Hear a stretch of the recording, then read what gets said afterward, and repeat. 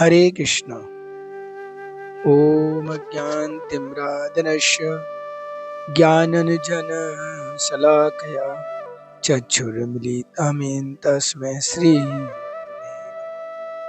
श्रीचैतन्यमनोभीष्टं स्थापितं भूतले स्वयं रूपं कदा मह्यं ददाति स्वपदान्तिकं। वन्देऽहं श्रीगुरु श्रीयुतपत्कमलं श्रीगुरु वैष्णवांश्च श्रीरूपं साग्रजातं सहगणरघुनाथं तं सजीवं सावधूतं सावधूतं परिजनसहितं कृष्णचैतन्यदेवं श्रीराधा कृष्णपादान् सहगणललिता श्रीविशाखाश्च। हे कृष्ण करुणा सिंधु दीनबंधु जगतपते गोपेश गोपिकाकांत राधा कान्त नमस्तुते। तत्वकांचन गौरांगी राधे वृंदावनेश्वरी वृषभानुसुते देवी प्रणमामि हरिप्रिये। वाञ्छाकल्पतरुभ्यश्च कृपा सिन्धु भैव च पतितानां पावनेभ्यो वैष्णवेभ्यो नमो नमः। श्री कृष्ण चैतन्य प्रभु नित्यानंद श्री अद्वैत गणधर शिवासादि गौर भक्त वृंद। हरे कृष्ण कृष्ण कृष्ण हरे हरे, हरे राम राम राम हरे हरे। हरे कृष्ण। विंदाय तुलसी दिव्याय प्रियाय केशवश्च विष्णु भक्ति प्रदे देवी सत्यवते नमो नमः। ये तुलसी जी का प्रणाम मंत्र है। आज हम तुलसी जी की महिमा का वर्णन करेंगे। इससे पहले हमने एकादशी व्रत और उसकी महत्व को समझा, और इसी तरह तुलसी जी का भी महत्व है। एकादशी व्रत और साथ में अगर हम तुलसी सेवा करें तो वो तो हो गया सोने पे सुहागा, कि जैसे आप एकादशी व्रत को भी कर रहे हैं, साथ में तुलसी जी की भी सेवा कर रहे हैं, तो ये समझ लीजिए कि डबल हो। हमें भगवान के घर जाने से कोई नहीं रोक सकता, लेकिन ध्यान रखें, बार बार इस बात को हम कहते हैं कि जो भी कार्य करें वो सात्विक हो, जीवन हमारा सतोगुण में रहे, तो ये कोशिश करनी चाहिए। हमारी संसारिक कार्यकलाप तो चलते रहते हैं। जैसे कोई व्यक्ति, मैंने कहता हूँ, धन कमाना गलत नहीं है, परिवार में विवाह करके रहना भी गलत नहीं है। हर प्रकार का जीवन जो जिसको जैसा ठीक लगे रखते हैं, अपना जीवन व्यापन करें, लेकिन उस जीवन को करते समय यदि हम भगवान के चरणों का आश्रय लेकर रहें तो हमारा जीवन सफल हो जाता है। हम जो भी कार्य करें, भगवान के आश्रित होकर कार्य करें, तो हमारा जीवन सफल हो जाता है। और भगवान की कृपा पाने के लिए मैंने जैसा बताया कि एकादशी व्रत जितना जरूरी है, उसी तरह तुलसी जी की सेवा भी बहुत जरूरी है। कहते हैं तुलसी जी का महत्व तो यहाँ तक है, हम तो यही देखते हैं कि जब हम ठाकुर जी का भोग लगाते हैं, ये सभी जानते हैं, ठाकुर जी का भोग लगाने के लिए अगर आपने उसमें तुलसी पत्र डाला है तो वो तभी भगवान उसको भोग को स्वीकार करते हैं। अदरवाइज उस भोग को भगवान स्वीकार करते ही नहीं है, चाहे कितनी बड़ी बात है। बिना तुलसी के भोग अधूरा है। तो आप सोचिए कि भगवान के कितने निकट है तुलसी माता, तुलसी देवी भगवान के कितने निकट है। उनकी महिमा का वर्णन क्या कहा जाए। जिस कार्य को भगवान को हम कोई भी चीज अर्पित करते हैं, हम भगवान को कोई भी चीज अर्पित करते हैं तो बिना तुलसी के अर्पित नहीं करते हैं। एक व्यक्ति भगवान कृष्ण का भक्त बनता है, राम जी का भक्त बनता है, विष्णु जी का भक्त बनता है, हरि का भक्त बनता है, नारायण का भक्त बनता है, तो ध्यान रखें, जब भक्त बनता है तो गले में तुलसी माला धारण करता है, गले में तुलसी कंठ में धारण करता है, ताकि क्यों जानते हो क्यों? ताकि वो भगवान को अर्पित हो जाता है। और भगवान हमें तभी स्वीकार करते हैं जब हम गले में तुलसी माला पहनते हैं। क्योंकि मैंने कहा ना, भगवान को कोई भी चीज अर्पित की जाती है, चाहे वो कोई भी चीज हो, चाहे वो खाने के योग्य हो, कोई सामान हो, चाहे हम स्वयं भी क्यों ना हो, हम भगवान को जब अर्पित होते हैं तो बिना तुलसी के द्वारा तो स्वीकार ही नहीं है। हमें भी गले में तुलसी डाल करके भगवान को अर्पित करने, प्रभु हम आपके शरणागत हैं, अब हम आपके जैसा आप कहें वैसा हम रखेंगे, आप जैसा रखें वैसा हम रखेंगे। हम आपके अपने आप को समर्पित करते हैं आपके चरणों में। बस आप हमें भक्ति दीजिए, हमें अपने भक्ति की कृपा दीजिए, हमारी कृपा बनाए रखें। ये तभी हो पाएगा जब हम समर्पण करें। तो देखिए ना तुलसी कितनी महिमा है। तुलसी जी की महिमा का अगर हम वर्णन करें तो सबसे पहली बार आती है घर में अगर तुलसी जी का पौधा लगा है, तो जिस घर में तुलसी का पौधा लग जाता है उस घर में तुलसी जी की जब हवा चलती है ना, तो जब उन पत्तों से टकराती है तो उस घर की जब घर में तुलसी जी का जो पत्तों पौधों के द्वारा जो हवा पहुंचती है वो घर ऑटोमेटिक शुद्ध हो जाता है। उस घर में ये मान के चलिए कि देवता भी तरसते हैं कि इस घर में हम कैसे हैं। वो घर इतना शुद्ध माना जाता है जिस घर में तुलसी जी की नित्य सेवा होती है, नित्य दीपदान होता है, सुबह शाम ठाकुर जी की सेवा होती है, नित्य नाम एकादशी व्रत रखा जाता है। उस घर में देवता भी तरसते हैं कि मैं इस घर में कैसे आऊं। इतनी बड़ी महिमा है तुलसी जी की। जब जब व्रत तुलसी का पौधा जब लगाते हैं हम लोग, तो मैंने बताया कि देवता भी तरसते हैं। और सबसे बड़ी बात, भूत नकारात्मक चीजें, भूत प्रेत बाधाएं जो होती है ना, कहते हैं ना कि ये भी हमारे जीवन में भगवान ने तो क्या गीता में बोला ये भी सब कुछ है, ऐसा कुछ नहीं है, लेकिन इनका भी कोई प्रभाव नहीं रहता तुलसी जी की कृपा से। वो सारी अनिष्ट चीजें, सारी जितनी भी अनिष्ट चीजें हैं, नकारात्मक चीजें हैं, वो उस घर में आ ही नहीं सकती। जिस घर में तुलसी जी की सेवा हो रही है, नित्य सेवा, वहां पर नहीं आ सकती है। तुलसी जी की सेवा करने के लिए सबसे पहले आप तुलसी का पौधा लगाएं, और पौधा लगाने के बाद उसमें सुबह जल दें, दीपदान करें, शाम को दीपदान करें, और साथ ही साथ जल देते समय ध्यान रखें कि उतना ही जल दें जितना तुलसी जी के लिए जरूरी है। तुलसी जी में अनावश्यक जल देने से तुलसी जी अंतर्ध्यान हो सकती हैं, इससे हमें अपराध होता है और हमारे लिए नरकों में जाना पड़ता है। तुलसी जी के इसके अलावा और भी नियम है।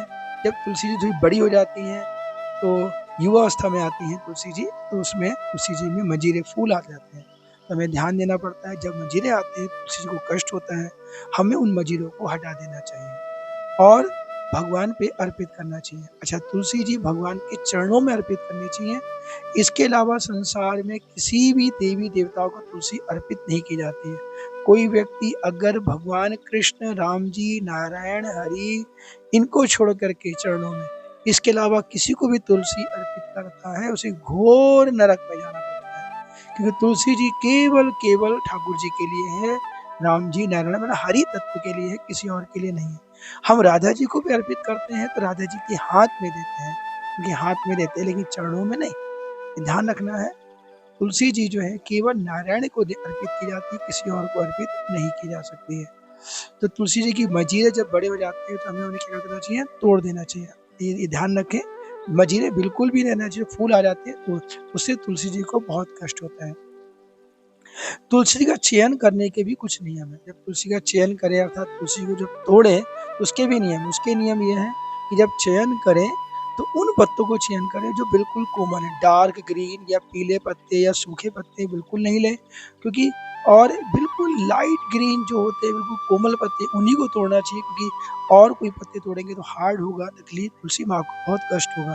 तुलसी जी साक्षात देवी हैं, उनको हमें लगता है कि पेड़ पौधा है, पेड़ है, नहीं, हमें उनकी सेवा एक देवी के रूप में करनी पड़ती है। सिर्फ पौधा या पेड़ नहीं समझना चाहिए, बहुत बड़ा अपराध होता है। हम तुलसी जी को साक्षात देवी मानते हैं, इसलिए जब उनको तोड़े तो उनके हार्ड पत्तों को ना तोड़े, उनको कष्ट होता है।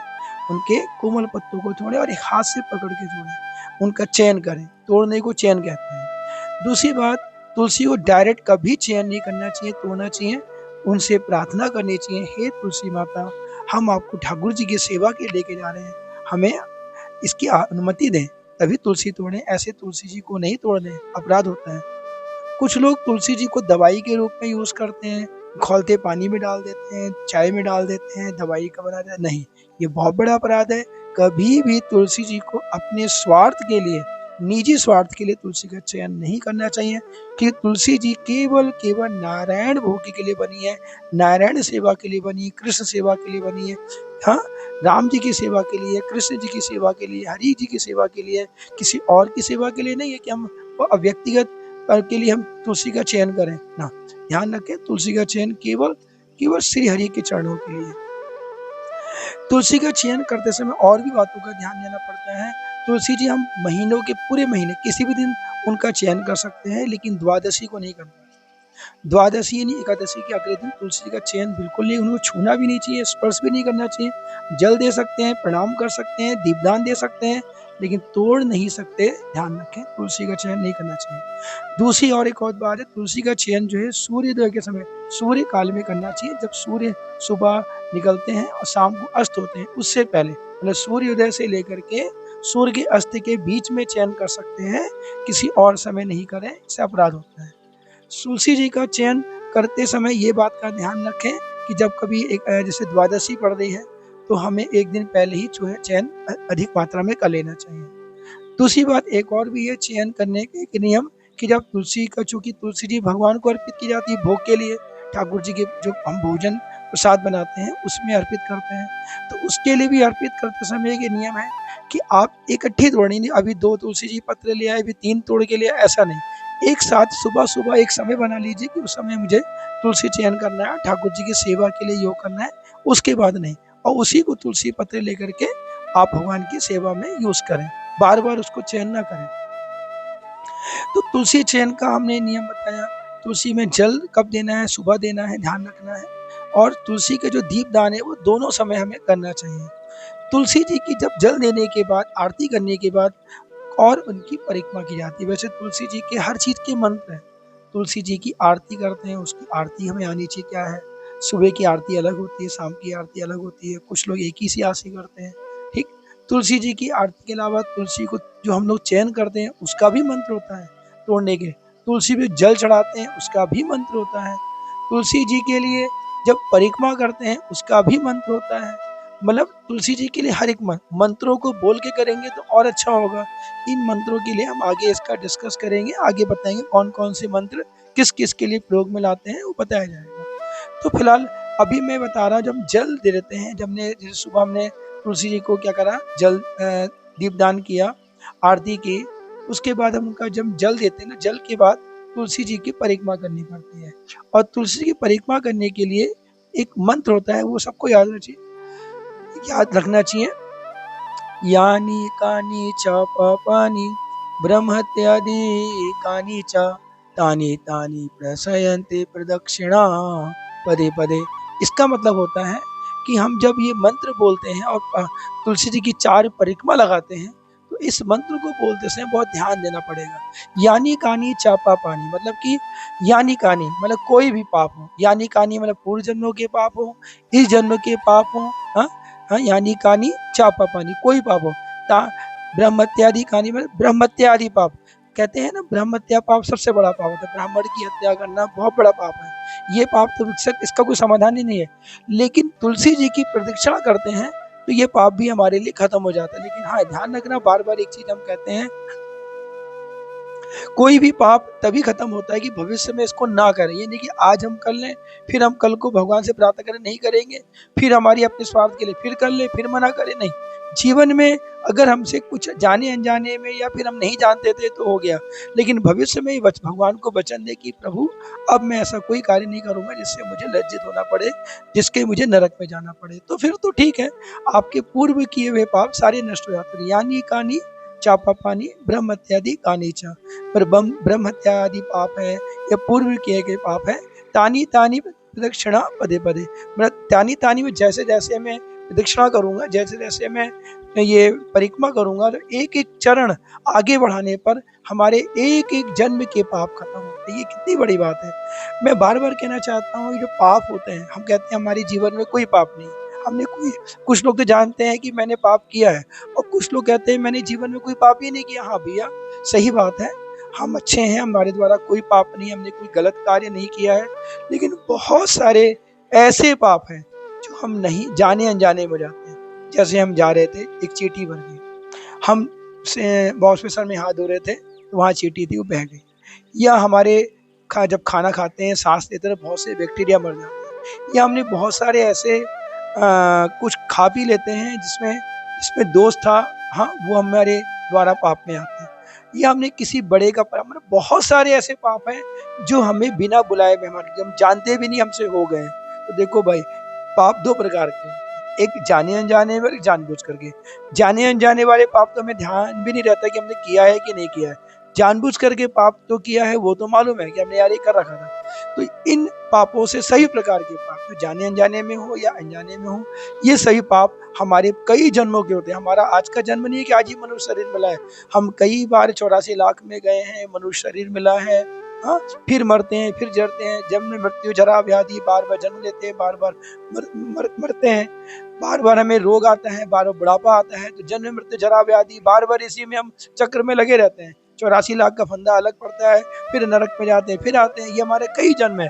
लेकिन अगर किसी जन्म में हमें अकल आ जाए कि भाई अब भगवान की कृपा मिल जाए, एकादशी व्रत, तुलसी सेवा, ठाकुर जी की सेवा अगर मिल जाए, हरि नाम कीर्तन मिल जाए, जप मिल जाए, तो समझ जाइए वो आपका अंतिम जन्म है। और अंतिम जन्म होने की वजह से पूर्व के किए हुए पाप जो अजाने जो किए थे, वो सब इनके माध्यम से, एकादशी व्रत के माध्यम से, तुलसी जी की सेवा के माध्यम से, ये सारे पाप हमारे क्या हो जाते हैं, खत्म हो जाते हैं। तो हमारी जो ये 4 परिक्रमा होगी, इस मंत्र के साथ बोलते रहेंगे तो हमारे कई जन्मों के पाप धीरे धीरे करके एक एक कदम आगे बढ़ाने पर हमारे पाप खत्म होते हैं। हरे कृष्णा कृष्णा कृष्णा हरे हरे, हरे राम राम राम हरे हरे।